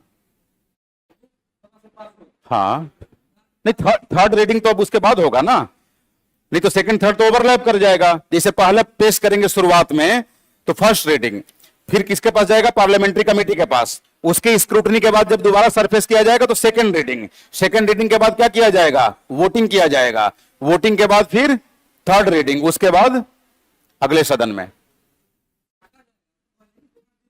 रीडिंग में थोड़ी छाटा जाएगा भाई, संसदीय समिति जो है ना वहीं पर उसकी छटनी हो जाएगी, वहीं पर छटनी हो जाएगी। उसके बाद क्या होगा, जब सेकेंड हाउस में जाएगा तो वहां भी पीठासीन अधिकारी क्या करेंगे, संसदीय समिति के पास उसे भेजेंगे। संसदीय समिति ने कहा कि इसमें XYZ पॉइंट को क्या करना है, छाटना है, तो राज्यसभा क्या करेगी, लोकसभा को वापस करेगी कि भाई इसमें आपको ये छटनी करनी है। लोकसभा कहेगी हम नहीं करेंगे। गतिरोध, तभी तो गतिरोध पैदा होता है। हाँ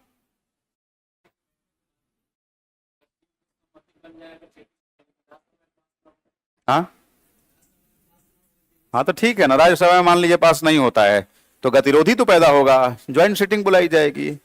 हाँ जी, बुलाई जाएगी बिल्कुल। किसके बाद, जेपीसी पारित होने की प्रक्रिया का हिस्सा है, पारित होने के बाद जेपीसी नहीं आती।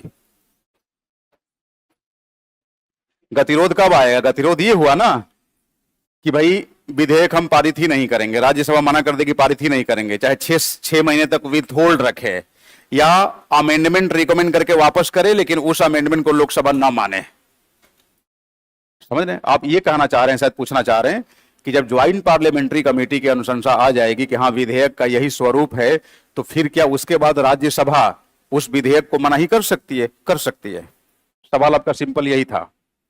हाँ कर सकती, हाँ वो कर सकती है, चाहे तो डेडलॉक कॉज करना तो कर सकती है, मना कर सकती है।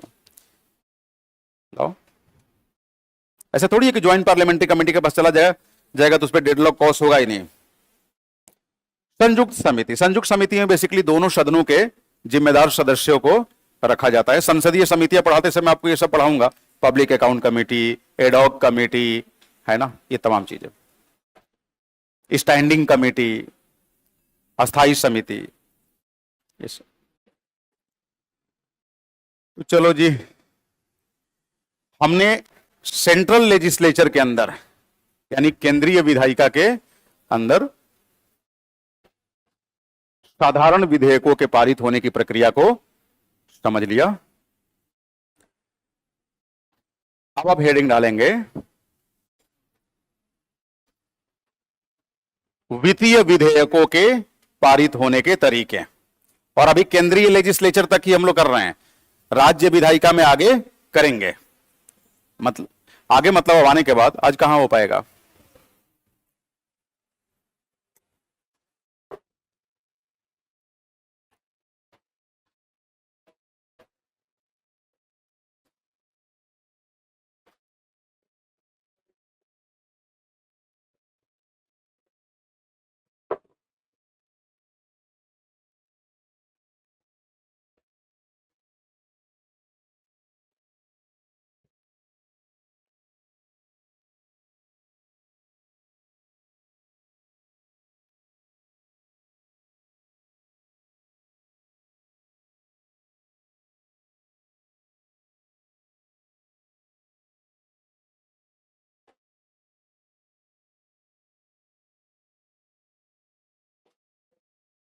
संसदीय समिति के सदस्य सांसद हो सकते हैं या फिर संबंधित राजनीतिक दलों से हो सकते हैं, जो सांसद नहीं भी हैं वो भी हो सकते हैं, क्योंकि वहां पर बेसिकली विशेषज्ञता की जरूरत होती है। समिति में जो लोग होते हैं वो किसी खास प्रायोजन के लिए उसमें रखे गए होते हैं, है ना।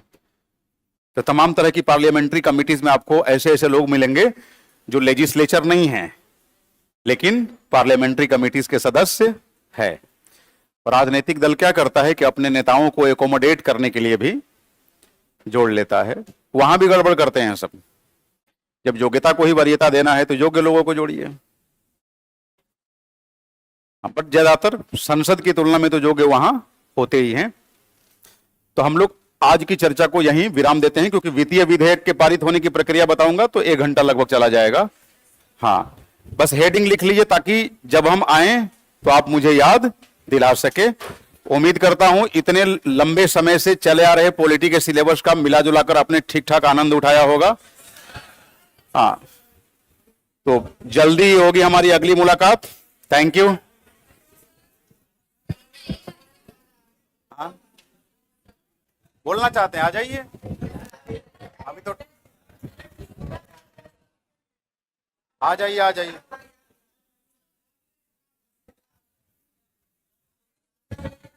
आ जाइए।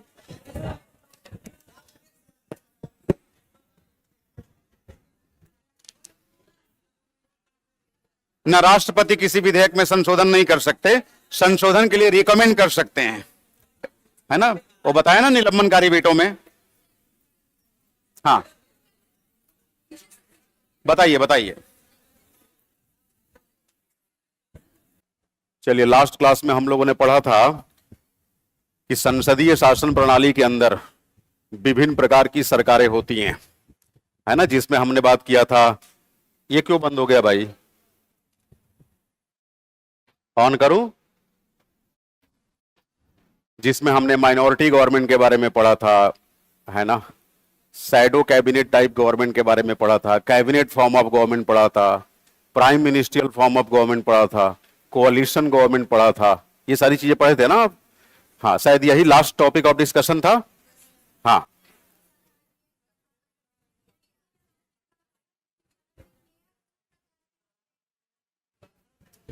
हाँ, विधेयकों का प्रकार भी हमने पढ़ लिया था, उनका पारित होने का तरीका भी पढ़ा था कि नहीं पढ़ा था?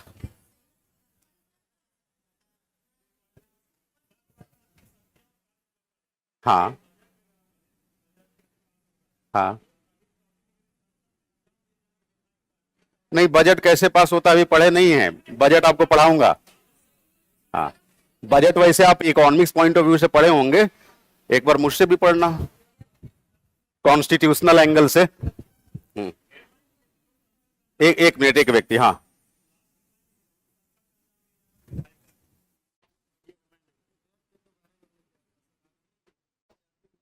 अच्छा, विधायी कार्य, लेजिस्लेटिव बिजनेस ना, तो इसमें विधेयकों का पारित होना, तो वीटो हो गया। इसका मतलब कि विधेयक के पारित करने के तरीके पढ़ चुके हैं। हाँ, पढ़ चुके हैं, ठीक है।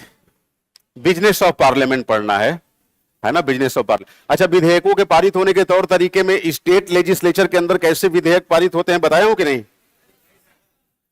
तो पहले वो देख लीजिए। शोर कर रहा है ना, उसको बंद कर दीजिए। हाँ, तो वैसे ही मौसम ठीक है। कल बारिश तो यहां नहीं हुई ना, कल थोड़ी मोड़ी, लेकिन मौसम बहुत खराब था। कल मैं दिल्ली पटना में 4 बजे आ गया था, लेकिन फ्लाइट लैंड ही नहीं किया। 15-20 मिनट तक वही हवा में टहलाते रहा। फिर बाद में अचानक अनाउंस किया कि फ्यूल खत्म होने वाला है। अब सभी लोग लगे मंत्रोच्चारण करने अंदर।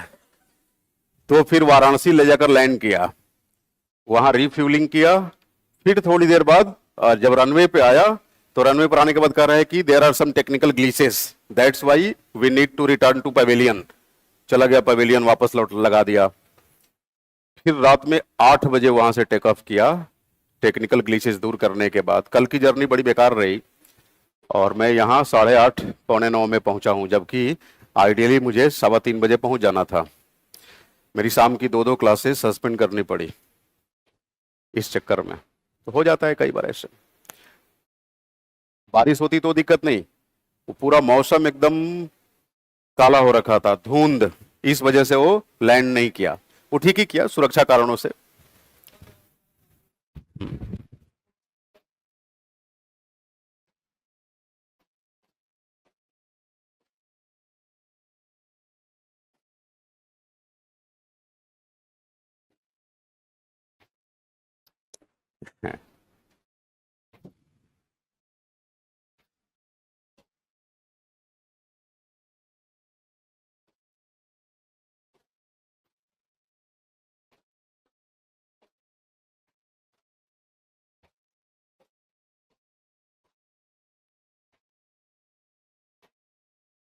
ऐसे जो बिल्स इन स्टेट लेजिस्लेचर, देखिए स्टेट लेजिस्लेचर यानी राज्य विधानमंडल के अंदर 2 तरह के विधेयक पारित किए जाते हैं, साधारण विधेयक और वित्तीय विधेयक। वित्तीय विधेयक में धन विधेयक तथा अन्य प्रकार के वित्त विधेयक पारित किए जाते हैं। संविधान संशोधन विधेयक यहां पारित नहीं होते। तो आप कह सकते हैं कि राज्य विधानमंडल के अंदर, बस ऐसे समझ लीजिए, क्योंकि विधेयकों के पारित होने के तरीके तो आपको पढ़ा ही चुका हूं केंद्रीय स्तर पे। यहां केवल समझ लीजिए, चाहे तो किनारे कहीं एक पेज पे लिख भी लेंगे।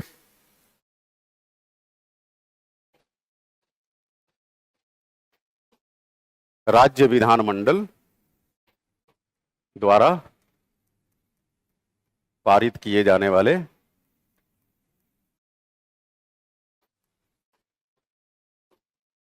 विधेयक।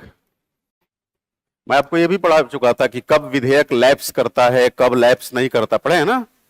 जैसे मान लीजिए लोकसभा विघटित हो जाए, तो जो ऑनगोइंग लेजिस्लेशन है उस पर क्या इंपैक्ट पड़ेगा, पढ़ा है ना आपने।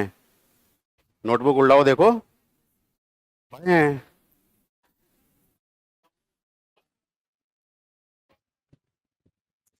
हौच पौच हो जाता है ना, यहाँ का सिलेबस, वहां का बोरिंग, ये मुसल्लापुर का। तो एक बार नोटबुक में देख लीजिए, बताया है कि नहीं, कि अगर लोकसभा विघटित हो जाए तो जारी विधेयकों पर क्या प्रभाव पड़ता है। अगर राज्यसभा में प्रस्तुत किया गया और राज्यसभा में ही पेंडिंग है, मीनवाइल लोकसभा विघटित हो गई, तो विधेयक की सेहत पे क्या आंच आएगी। नहीं पढ़े हैं? अच्छा, अभी साधारण विधेयक ही हुआ था, तो तब तो ठीक ही चल रहे हैं हम लोग।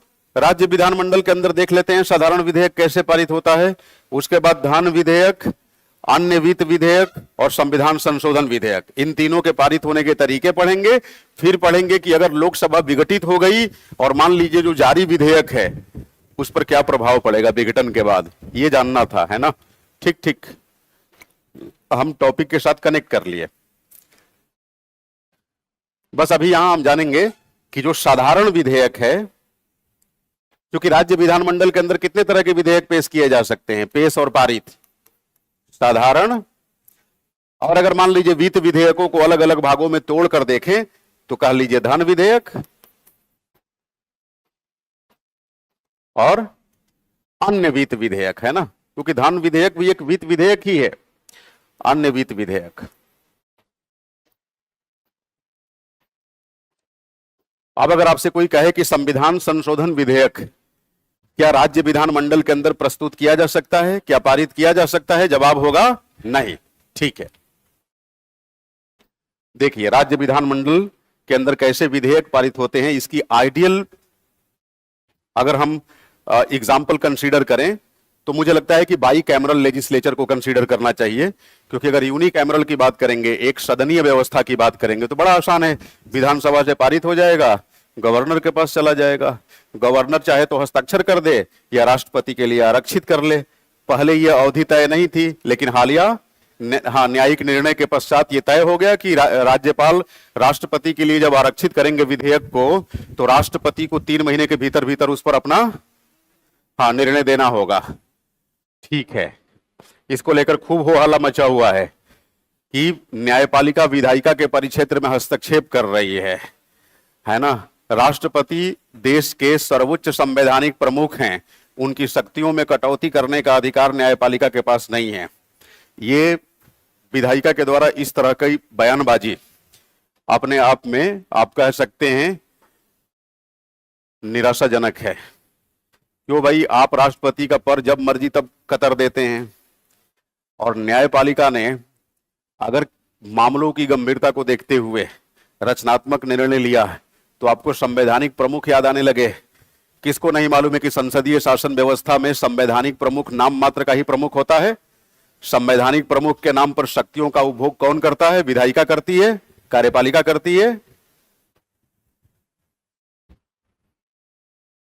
तो विधायिका के लोगों को द्वारा जो इस तरह की बयानबाजी हो रही है वो कहीं ना कहीं गुमराह करने जैसा है, कोई मतलब नहीं है। न्यायपालिका ऐसा कर सकती है और न्यायपालिका का यह निर्णय स्वागत योग्य है, क्योंकि राष्ट्रपति के नाम पर विधेयकों को आरक्षित करके अक्सर केंद्र सरकार राज्य सरकारों को डिस्टेबलाइज करने की कोशिश करती रही है, अस्थिर करने की कोशिश करती रही हैं, उनके कार्यों में बाधा पहुंचाने की कोशिश करती रही हैं। तो ठीक ही हुआ। देखें, हम लोग द्विसदनीय राज्य विधानमंडल को कंसीडर कर रहे हैं।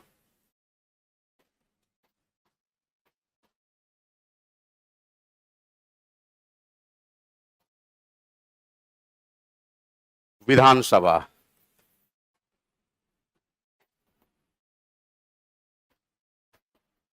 विधान परिषद,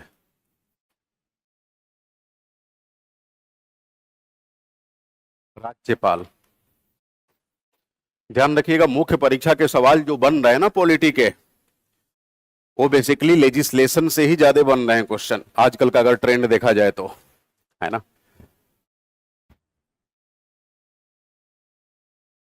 कॉन्स्टिट्यूशन तो पूरी तरह से प्रारंभिक परीक्षा के लिए सिकुड़ गया है। मेंस के क्वेश्चन शायद ही वहां से बने, यूनिट नंबर 1 से। मैं बार बार कहते आ रहा हूं, यानी कॉन्स्टिट्यूशन एंड पॉलिटी के नाम पे जो क्वेश्चंस बनेंगे वो unit number 2 to unit number 9। तो यहां पर कोई कोताही नहीं करनी है। कोताही तो खैर उधर भी नहीं हुई है। आप देखिए, मान लीजिए साधारण विधेयक की हम लोग बात कर रहे हैं। पिछली क्लास में केंद्रीय विधायिका के अंदर साधारण विधेयक कैसे पारित होते हैं, इनकी समग्र प्रक्रिया का अवलोकन हमने कर लिया था। अब देखिए, साधारण विधेयक जैसे केंद्रीय स्तर पे यानी संसद के अंदर, संसद के किसी भी सदन से प्रारंभ हो सकते हैं, ठीक वैसे ही राज्य विधानमंडल के अंदर भी साधारण विधेयक किसी भी सदन से प्रारंभ हो सकता है, विधानसभा से या फिर विधान परिषद से। ठीक है, मान लीजिए कि इसे हमने विधानसभा से प्रारंभ किया। अब विधानसभा के अंदर तय औपचारिकताओं को पूरा करने के बाद, जैसे प्रथम वाचन, द्वितीय वाचन, ये सब, उसके बाद सपोज इस पे वोटिंग कराई गई तो साधारण बहुमत से ही ये पारित होगा। ठीक, माना कि विधानसभा ने इसे पारित कर दिया, पारित करने के बाद कहां भेज दिया? विधान परिषद के पास। ध्यान रखिएगा, विधान परिषद को राज्यसभा के तर्ज पे गतिरोधक सदन नहीं कहा जाता, बल्कि इसे विलंबनकारी सदन कहते हैं। ध्यान रखिएगा दोनों टर्म पे। Delay causing house, deadlock causing house, दोनों में अंतर है। डेडलॉक जहां क्रिएट होगा वहां पर संयुक्त बैठक के माध्यम से उस डेडलॉक को रिजॉल्व किया जाता है, और जहां डिले कॉज होगा, डिले को रिजॉल्व करने का कोई तरीका नहीं है। डिले की प्रवृत्ति ऐसी है कि थोड़े समय बाद वो खुद ही फ्रीज हो जाता है, यानी डिले हट जाता है। जानेंगे वो क्या प्रक्रिया है। राज्यसभा के संदर्भ में तो आपको समझा चुका हूं ना कि संसद के दोनों सदनों की संयुक्त बैठक बुलाई जाती है राष्ट्रपति के द्वारा, जहां साधारण बहुमत से विधेयक पर निर्णय लिया जाता है। हां, यहां पर ऐसी कोई व्यवस्था नहीं है राज्य विधानमंडल के अंदर। अब जैसे मान लीजिए साधारण विधेयक विधानसभा में आया, विधानसभा से पारित हो गया, द्वितीय सदन में यानी विधान परिषद में गया। अब विधान परिषद के पास क्या चॉइसेस है? चाहे तो विधान परिषद भी साधारण बहुमत से इसे पास कर दे, पहली बात। दूसरी बात,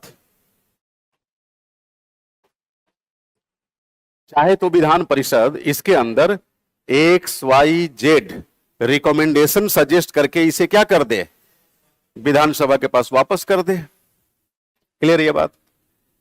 अब मान लीजिए विधानसभा XYZ रिकमेंडेशन को मानने को तैयार नहीं,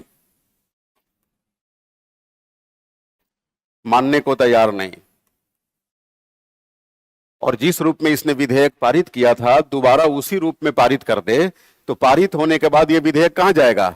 विधान परिषद में। अब तो जाहिर सी बात है विधान परिषद को लग गया कि हमने जो सुझाव दिया उन सुझावों को विधानसभा ने स्वीकार नहीं किया। अब ये नाक फुलाकर बैठ जाएगी। कोई बात नहीं, बैठे रहो, 1 महीने के लिए बैठे रहेगी,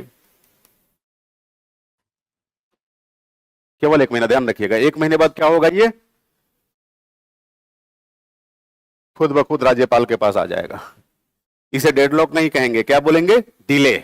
इसे गतिरोध नहीं कहेंगे, क्या बोलेंगे? विलंबन। ध्यान रखिएगा। दूसरी बात, अब मान लीजिए विधानसभा ने विधेयक पारित किया, विधान परिषद में आया, विधान परिषद ने साफ साफ कह दिया जो करना है कर लो, हम पारित नहीं करेंगे।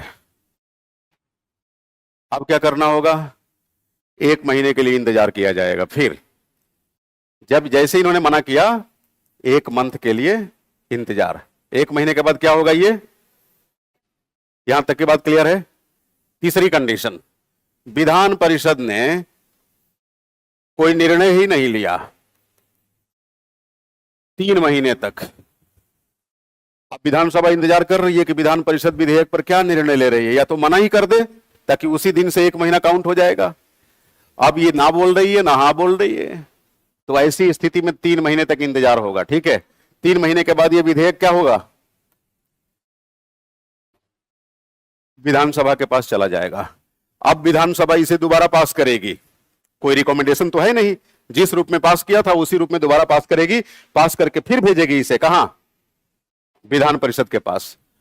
अब जब विधान परिषद के पास आएगा तो जाहिर सी बात है विधान परिषद तो पहले से ही नॉन डिसिसिव हो रखी है कि हम इस पर कोई निर्णय नहीं लेंगे, तो इस बार फिर 1 महीने का इंतजार किया जाएगा, और 1 महीने के इंतजार के बाद ये कहां आ जाएगा?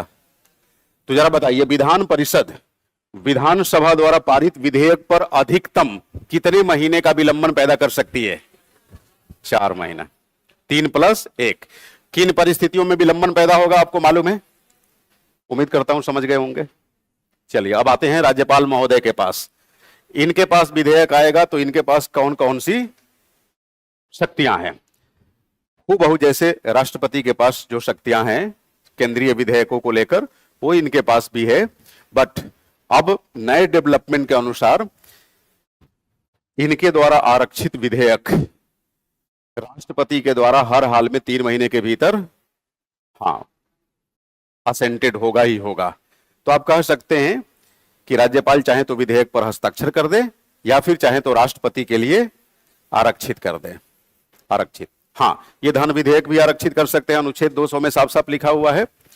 बट अब कोई भी विधेयक जब राष्ट्रपति की अनुमति के लिए प्रतीक्षारत रहेगा तो अधिकतम कितनी प्रतीक्षा करनी पड़ेगी? 3 महीने की। ये है साधारण विधेयकों के पारित होने के तौर तरीके राज्य विधानमंडल के स्तर पे। शुरुआत में थोड़ा आपको पेचीदा लगा होगा, लेकिन मुझे नहीं लगता कि समझने में कोई दिक्कत आई होगी। समझ गए इसको? तो नोटबुक में इसको कॉपी कर लेंगे या पूरी प्रक्रिया में बोल के लिखवा दूं? लिखवा दें?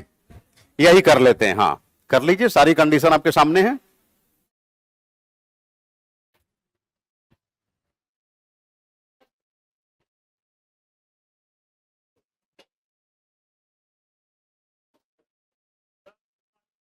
लिखवा दें? ये दिमाग से उतर जाएगा? नहीं, लिख लीजिए,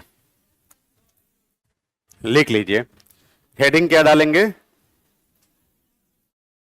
राज्य विधानमंडल द्वारा साधारण विधेयकों का पारित किया जाना, है ना? हाँ, बट इसको भी नोट डाउन कर लीजिए जो बोर्ड वर्क किया हूं ना। हाँ, क्योंकि जब लिख लेंगे तो फिर बाद में रिवीजन में आसानी होगी। राज्य विधानमंडल द्वारा साधारण विधेयकों का पारित किया जाना।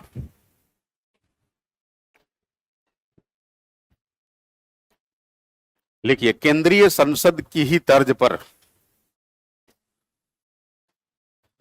केंद्रीय संसद की ही तर्ज पे, केंद्रीय संसद की ही तर्ज पर साधारण विधेयक, केंद्रीय संसद की ही तर्ज पर साधारण विधेयक राज्य विधानमंडल के, केंद्रीय संसद की ही तर्ज पर साधारण विधेयक राज्य विधानमंडल के किसी भी सदन से प्रारंभ किए जा सकते हैं।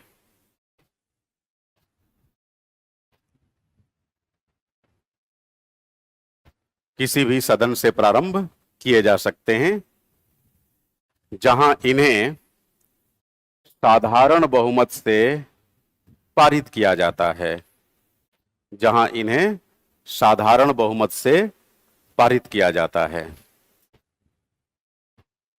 साधारण बहुमत आप लोग समझ रहे हैं? हाँ,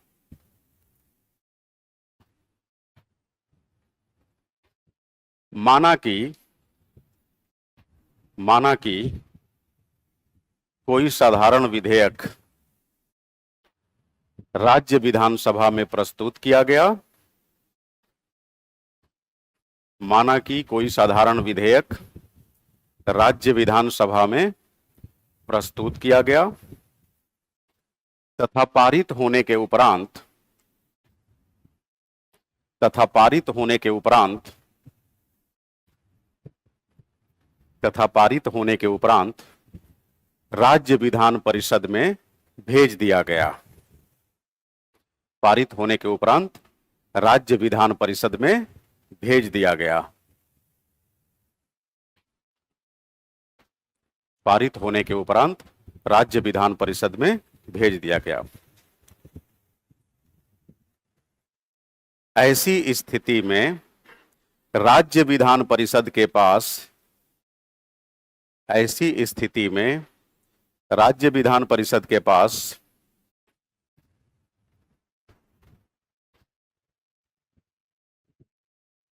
निम्नलिखित विकल्प होंगे, निम्नलिखित विकल्प होंगे, है ना? निम्नलिखित विकल्प होंगे। विकल्प क्रमांक 1 यानी पॉइंट नंबर 1,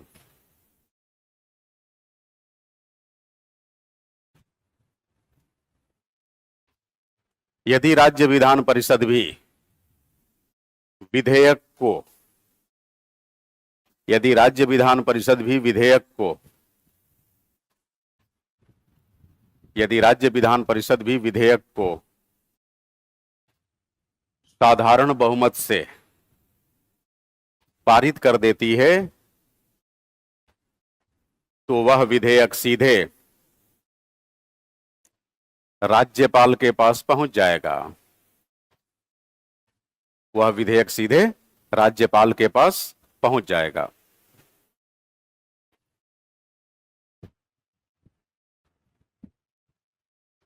इस पॉइंट में तो कोई कंफ्यूजन नहीं है, क्लियर है? दूसरा पॉइंट लिखिए, माना कि राज्य विधान परिषद ने, माना कि राज्य विधान परिषद ने, माना कि राज्य विधान परिषद ने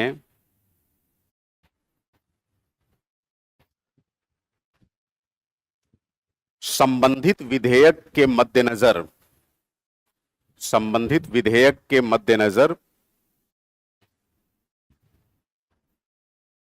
कुछ बदलाव सुझाते हुए, कुछ बदलाव सुझाते हुए उसे विधानसभा को वापस लौटा दिया। कुछ बदलाव सुझाते हुए उसे विधानसभा को वापस लौटा दिया। विधानसभा को वापस लौटा दिया। और माना कि विधानसभा ने, और माना कि विधानसभा ने, और माना कि विधानसभा ने विधान परिषद द्वारा, विधान परिषद द्वारा अनुशंसित, मतलब रिकमेंडेड, विधान परिषद द्वारा अनुशंसित यानी सुझाए गए, विधान परिषद द्वारा अनुशंसित सुझावों को स्वीकार करते हुए उसे दोबारा पारित कर दिया, उसे दोबारा पारित कर दिया, उसे दोबारा पारित कर दिया, तब उस स्थिति में विधेयक सीधे राज्यपाल के पास चला जाएगा। उस स्थिति में विधेयक सीधे राज्यपाल के पास चला जाएगा। किंतु किंतु किंतु यदि किंतु यदि विधानसभा ने, किंतु यदि विधानसभा ने विधान परिषद द्वारा अनुशंसित, विधान परिषद द्वारा अनुशंसित सुझावों को स्वीकार न करते हुए पुनः, स्वीकार न करते हुए पुनः पुरानी स्थिति में ही विधेयक को पारित कर दिया। पुरानी स्थिति, पुरानी मतलब जिस रूप में पहली बार पास किया था, पुरानी स्थिति में भी विधेयक को पारित कर दिया। तब विधेयक विधान परिषद के पास, तब विधेयक विधान परिषद के पास जाएगा, जहां विधान परिषद अधिकतम 1 महीने का विलंबन पैदा कर सकती है। 1 महीने का विलंबन पैदा कर सकती है। उसके उपरांत विधेयक राज्यपाल के पास चला जाएगा। उसके उपरांत विधेयक राज्यपाल के पास चला जाएगा। तीसरा पॉइंट लिखिए, थर्ड पॉइंट।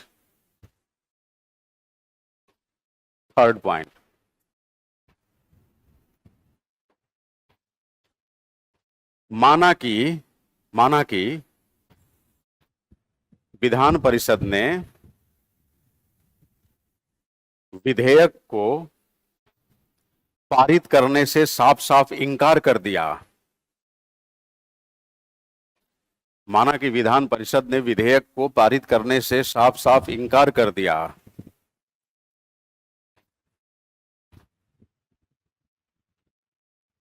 साफ साफ इंकार कर दिया। तब उस स्थिति में वह विधेयक अधिकतम 1 महीने तक, वह विधेयक अधिकतम 1 महीने तक विधान परिषद के पास लंबित रहेगा। विधान परिषद के पास लंबित रहेगा। तत्पश्चात मतलब 1 महीने की समयावधि पूरी होने के बाद तत्पश्चात वह राज्यपाल के पास चला जाएगा। तत्पश्चात वह राज्यपाल के पास चला जाएगा। नेक्स्ट पॉइंट, तीसरा, 2 ही पॉइंट हुआ ना अभी। चौथा लिख लीजिए। चौथा, माना कि विधान परिषद ने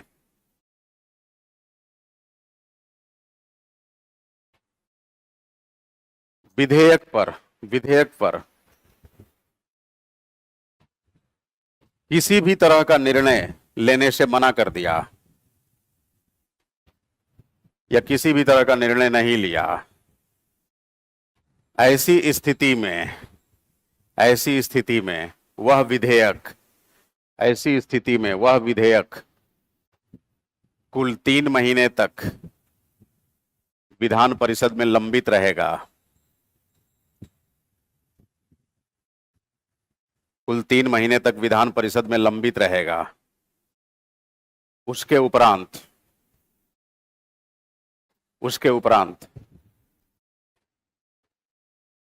वह वापस विधानसभा चला जाएगा।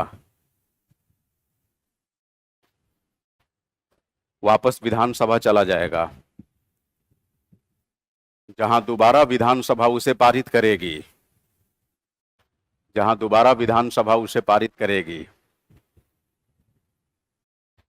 पारित होने के उपरांत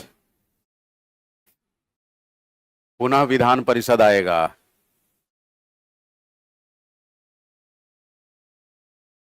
जहां अधिकतम 1 महीने तक विधान परिषद उसे पुनः लंबित रख सकेगी। जहां अधिकतम 1 महीने तक विधान परिषद उसे पुनः लंबित रख सकेगी। तत्पश्चात राज्यपाल के पास चला जाएगा, है ना।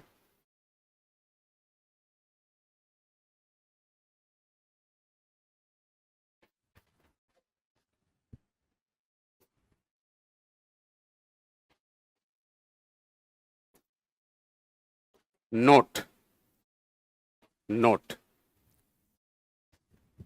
विधान परिषद साधारण विधेयकों पर तथा अन्य वित्तीय विधेयकों पर अधिकतम 3+1 यानी 4 महीने का विलंबन पैदा कर सकती है।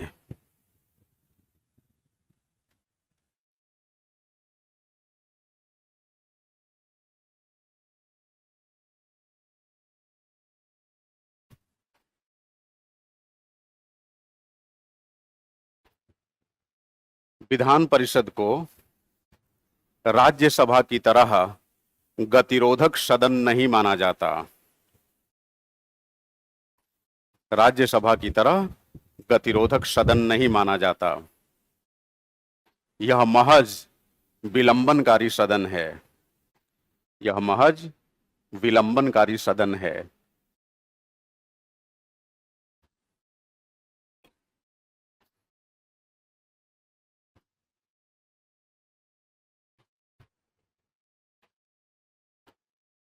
क्लियर है। अगर मान लीजिए गतिरोधक सदन होती तो यहां भी विधेयकों पर जारी गतिरोध को दूर करने के लिए संयुक्त बैठक बुलाई जाती। ऐसा कुछ नहीं होता यहां। नोट 2। अच्छा, अन्य वित्त विधेयकों के पारित होने के भी तरीके यही हैं, साधारण विधेयक वाले ही, इसीलिए मैं यहीं पर लिखवा दिया आपको, है ना। वहां पर भी विधान परिषद ऐसा गतिरोध पैदा विलंबन पैदा कर सकती है। माना कि कोई विधेयक जैसे साधारण विधेयक या अन्य वित्त विधेयक विधान परिषद के रास्ते प्रारंभ होता है।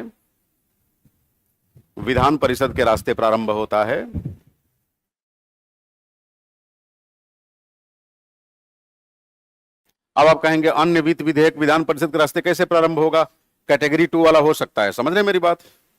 कैटेगरी 2 हो सकता है, कैटेगरी 1 नहीं होगा। तो इसको थोड़ा सा रेक्टिफाई कर लीजिए, कहीं आपको कंफ्यूजन ना हो जाए, है ना। अभी क्या लिखा आपने? हाँ, अन्य वित्त विधेयक काट दीजिए, है ना, क्योंकि अन्य वित्त विधेयक में 2 तरह के अन्य वित्त विधेयक हैं, श्रेणी 1 और श्रेणी 2।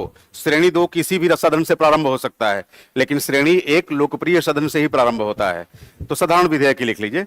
माना कि कोई साधारण विधेयक विधान परिषद के रास्ते प्रारंभ होता है तथा विधान परिषद द्वारा पारित होने के उपरांत विधानसभा भेज दिया जाता है। ऐसे में विधानसभा के पास केवल दो ही विकल्प होते हैं। पहला, वह चाहे तो विधेयक को पारित कर दे,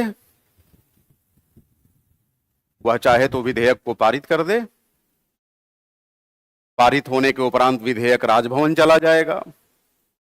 वह चाहे तो विधेयक को पारित कर दे, पारित होने के बाद विधेयक कहां चला जाएगा? राज्यपाल के पास। दूसरा,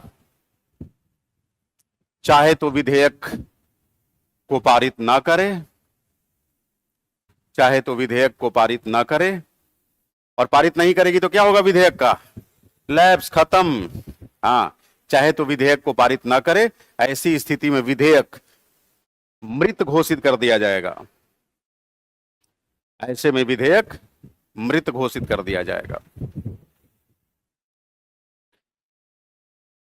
अब देखिए, साधारण विधेयक के पारित होने के सारे दाव पेच समझाने के साथ आपको लिखवा दिया। अब कोई कंफ्यूजन नहीं होना चाहिए, है ना, क्योंकि आमतौर पे राज्य विधानमंडल के अंदर इन्हें पारित करने के तौर तरीकों को लेकर बड़ा कंफ्यूजन रहता है लोगों में। ठीक है, चलिए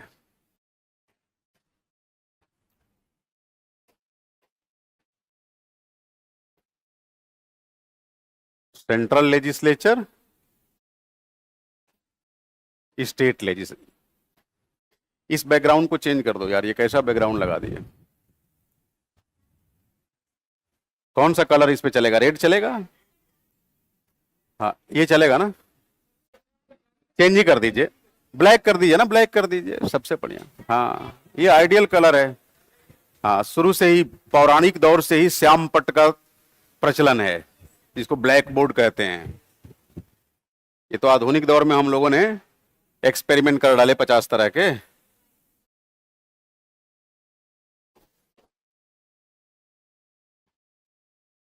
और ध्यान रखिएगा, वो दौर दूर नहीं कि फिर से आप चौक डस्टर की तरफ आ जाएंगे। हाँ, क्योंकि ये जो व्यवस्था है ना डिजिटाइजेशन की, लोग इससे फेडअप हो चुके हैं।